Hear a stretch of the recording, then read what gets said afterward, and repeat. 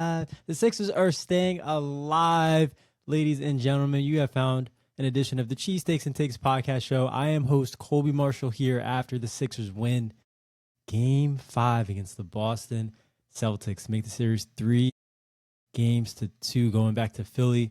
Joel Embiid, huge night for the big fella. I did not expect the Sixers to win this game. I will not lie. I expected them to play better. I think my father, myself on our last episode, we talked about how we did expect the Sixers to look better offensively in Joel Embiid's second game back from having surgery 2 weeks ago. And they did. They looked better.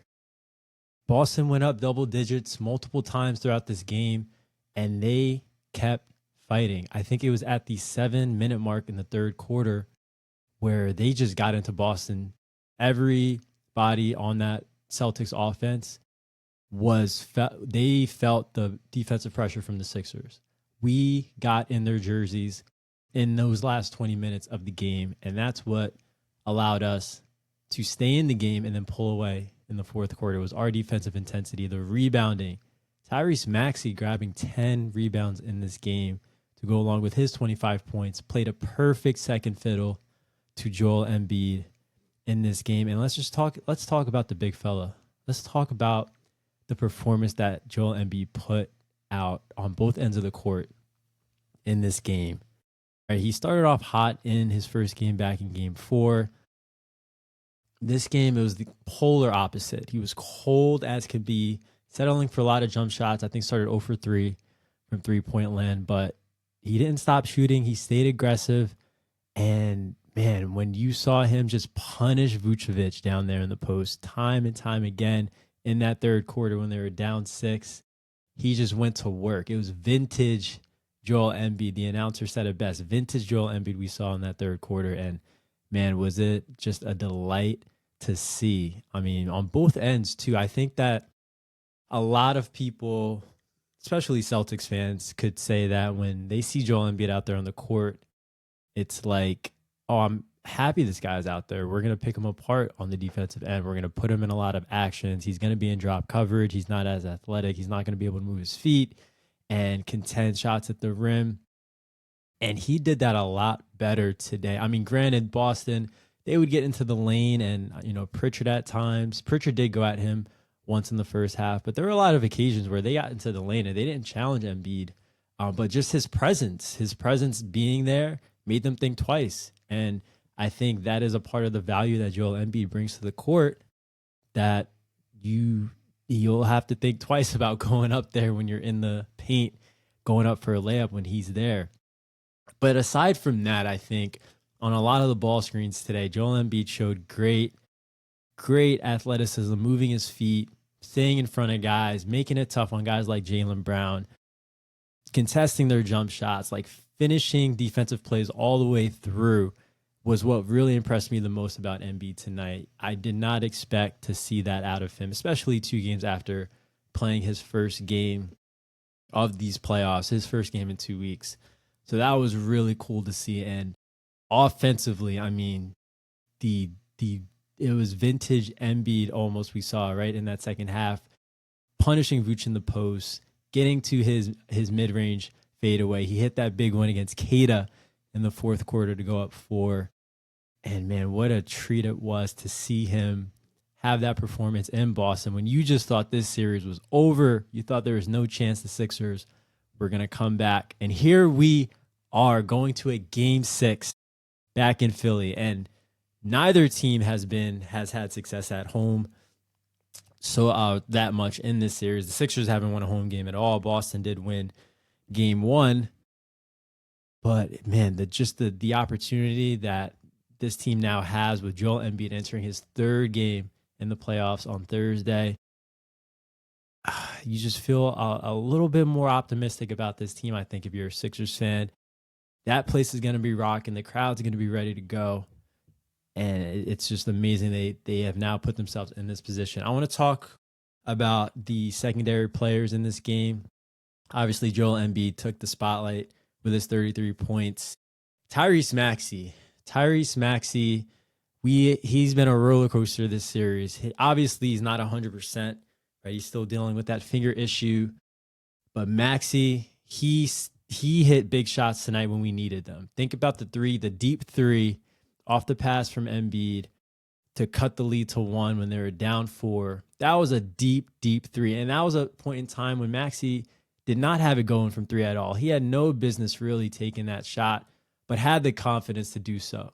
And that's what you will always 100% expect from Maxey, is for him to have that confidence.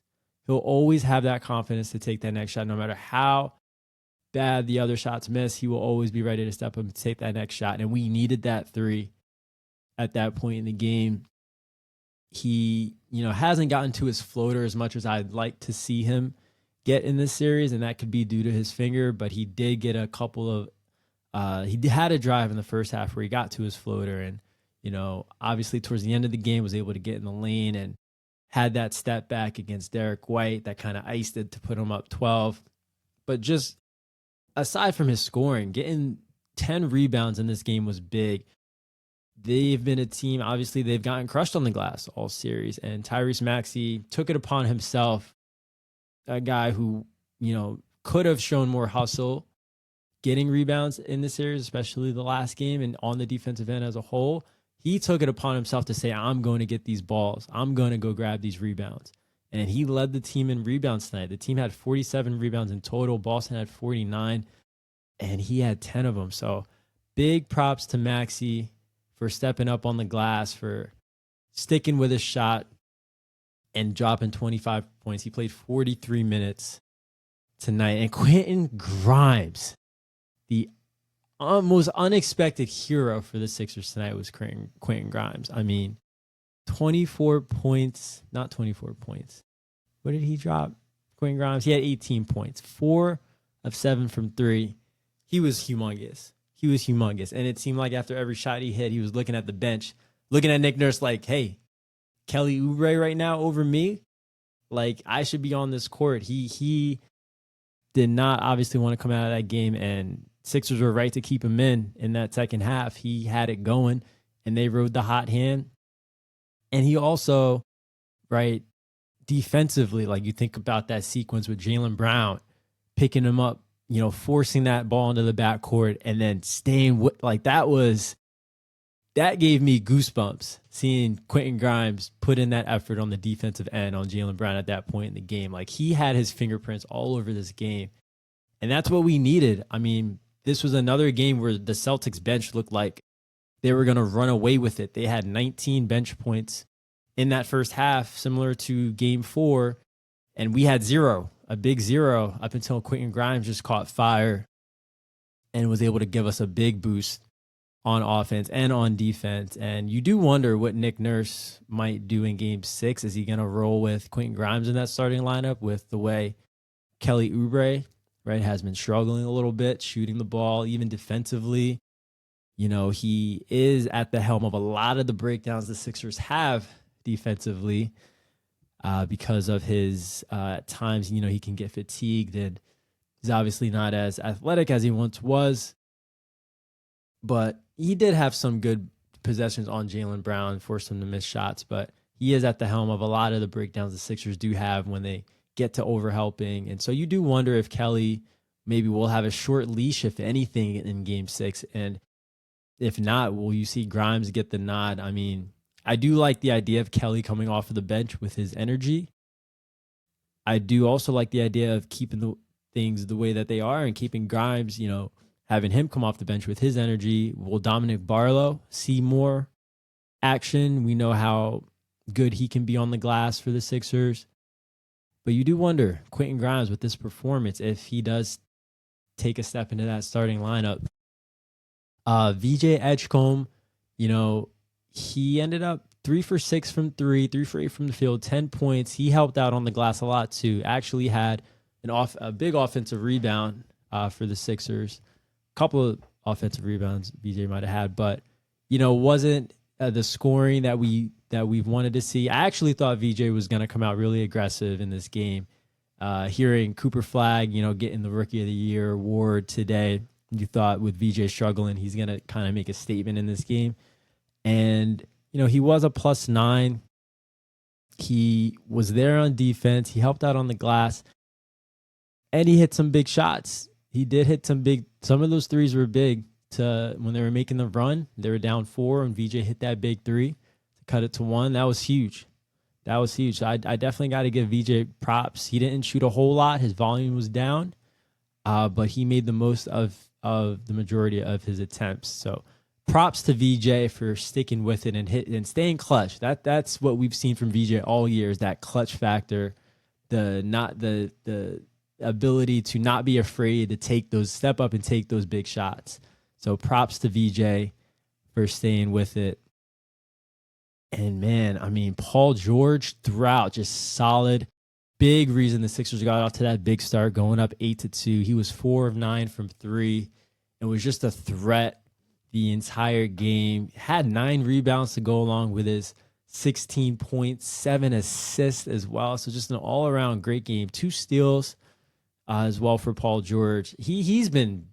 I did not expect him to play this well in the playoffs. He has been awesome for the Sixers in the playoffs. If there's anything you can take away from this series, no matter how it ends, I think you could say that you were pleased with how Paul George showed up in this series against the Celtics. And he continued it tonight, 6 of 13 from the field.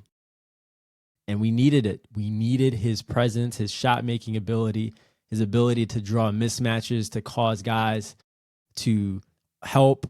He was able to find the open man. That causes the Sixers to get an open shot elsewhere. So Paul George just in 43 minutes as well. Man, you can't say enough good things, I think, in this series about Paul George. And the Sixers are going into a Game 6. I've never seen the Sixers win. I've seen the Sixers win one Game 6 in my life. That was the Drew Holiday, Andre Iguodala squad that went into Boston, or they were home against Boston. Lou Williams, I think he had like a 2-handed alley dunk in that game. And they won Game 6 and then would lose Game 7 in the Garden. That was the Rajon Rondo 3-point barrage in the fourth quarter that year. That just crushed my heart. I thought they were definitely going to win that series. I love that team. That was the only time I've seen the Sixers win Game 6, right? We had them on the ropes 2-3 years ago, up 3-2. In that fourth quarter, we all know what happened. Jason Tatum goes on his little Sixers killing spree when he hit all those dagger threes to win Game 6 and force that Game 7 where they just demolished us. I think that was on Mother's Day a couple of years ago. So, yeah, it's been one Game 6 that I've seen the Sixers win. Hopefully they can get another one this Thursday and force a Game 7. I can't even believe we're talking about this right now. With the way at halftime, I know they were only down 7 in this game at the half, but it just seemed like Boston, and the way the third quarter started, it seemed like they were just going to pull away. Sixers didn't have the energy. They didn't have all the things Nick Nurse talked about after game 4, the toughness, the energy, the want to play defense and to rebound. It just didn't seem like they were going to have it at all tonight. And even though they were only down 7, it just didn't look good. And I don't know, those last 20 minutes of the game, they dug in. They got into the Celtics jerseys. They really got into the Celtics jerseys, and they changed that game. And, man, I'm just so proud of those guys. I do wonder why Nick Nurse still goes to Andre Drummond before Adembona. But, yeah, it's still something that has me scratching my head. They lucked out. Vucevic missed a couple of open threes in that first half when Drummond came into the game. A little part in that game, Boston could have really went up by a lot more than they were if Vuce hits those open threes that Drummond was allowing. But Drummond ended up putting in a decent performance with his 7 minutes. He hit that big corner 3. Had 5 points, 4 rebounds. Just defensively, he gives up still a little bit too much for my liking. I'd love to see Adembona in there, but Nick Nurse seems like he's just going to roll with Andre Drummond. That's just going to be how they either get over this hump or die on this hill. He's going to roll with Andre Drummond regardless. Justin Edwards didn't get any playing time, not too surprisingly, with, his struggles lately in the playoffs. And Boston, 39 threes. You didn't really expect that. You expect them to put up more threes for sure. I thought that the Sixers did a good job defensively, like I said, in the second half. Jason Tatum, 16 rebounds. He was a monster on the glass. But there are just a lot of hero shots from Jason Tatum tonight. A lot of times where he just took some, I thought, bad threes, quick threes, where he really just, against these Sixers, I think Boston can get a lot that, I said in the first half or in the second half, Jaylen Brown got into the lane and just pulled up around the free throw line. Like, they can get that shot whenever they want. And so I'm sure when Jason Tatum pulls up from like 30, 35 feet, it has a lot of Celtics fans scratching their heads. It's like, why are you taking this shot right now when you can get a much better look, whether you're Jason Tatum or Jaylen Brown? But Jason Tatum, we've seen him hit big shots like that before, and he is your guy, so I guess you do live and die with what he does. Peyton Pritchard, pretty quiet today compared to last game. 1 of 5 from three-point range, only 12 points. And, not a vintage bench game from the Celtics. They started hot, with Vucevic early on and Peyton Pritchard as well, but kind of phased out towards the end of the game. Derek White, 6 points, 2 of 8 from the field. Jaylen Brown, 9 of 23 for his 22 points. I thought that the likes of Paul George, even Kelly Oubre I'll throw in there, Quentin Grimes, they all did a really nice job. Even Tyrese Maxey, towards the end of that fourth quarter, got some big stops on Jaylen Brown. Sam Hauser, pretty quiet, 3 of 7, 2 of 5 from 3. Ada, big on the glass, 14 rebounds. Yeah, the Celtics, they just didn't, they didn't look like a championship team tonight, right? Championship teams, when you have a team like the Sixers on the ropes, up at halftime, elimination game, they step on their throats. And the Celtics didn't do that. They just didn't step on the Sixers' throats, and they allowed the Sixers to stay in the game. And give credit to Philly for taking advantage of the Celtics, giving them a second life. Man, what a game. What a game. Hopefully this is going to be a game we can look back on as Sixers fans and say, yeah, that was the game that turned the series. That was the Embiid game. That was one of the best game 5s against Boston that we'll remember in the Garden, one of the best wins in the TD Garden that we'll remember. Hopefully it's not what we've seen in years past is, just another sour memory of a series, or not a sour memory, but another good memory from a sour series that ended with Boston winning. Jason Tatum, we all know what he does in game 6s and game 7s. It's just like, why do they keep doing this to us? Why? But we're here. We are here, and I believe again in the Sixers going into game 6 in Philly. Make sure you guys like, subscribe, follow our podcast on social media. Let us know what you think. We'll see if we have anybody in here trying to... I know I had a buddy, Dave, who might be joining us, but I don't see him yet. What else to talk about from this game? It was, like I said, could go down as an instant classic for the Sixers if all goes right for the rest of the series. Man, Joel Embiid. What a performance.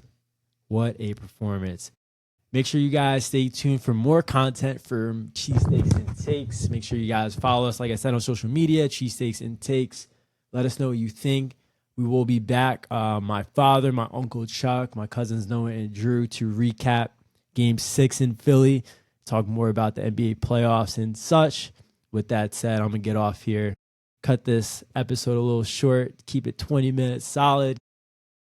Sixers, let's get it. Sixers win 113-97 over the Celtics in Game 5. They forced a Game 6. Are you going to be there in Philly? I hope so. Let's make some noise. Peace out, guys. Have a good night.